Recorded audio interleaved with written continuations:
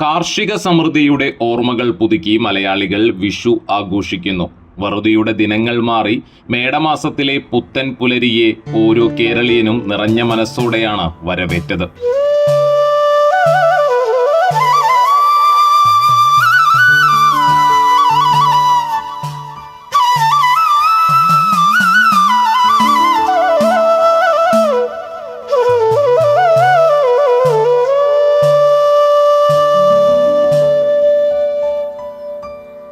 ഐശ്വര്യത്തിന്റെയും സന്തോഷത്തിന്റെയും കാഴ്ചകൾ മാത്രമാണ് ഓരോ വീട്ടിലും വിഷുദിനത്തിൽ ദൃശ്യമാകുക.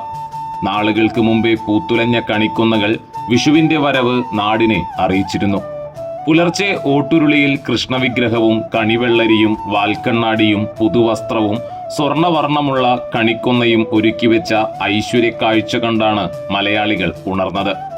വരുന്ന ഒരു വർഷം മുഴുവൻ നീണ്ടു നിൽക്കുന്ന സമ്പൽ സമൃദ്ധിയുടെ സൂചനയായാണ് ഈ വിഷുക്കണിയെ കാണുന്നത്.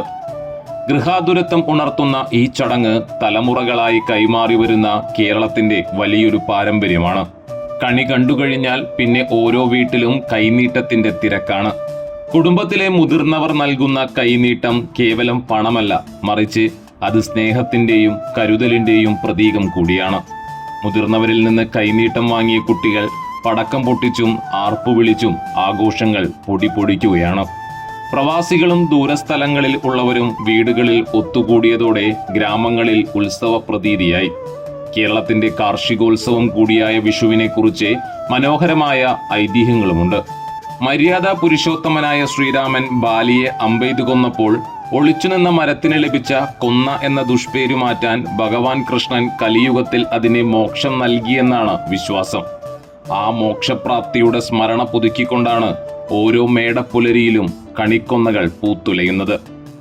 എല്ലാ പ്രേക്ഷകർക്കും പ്രൈം ടിവിയുടെ വിഷു ആശംസകൾ.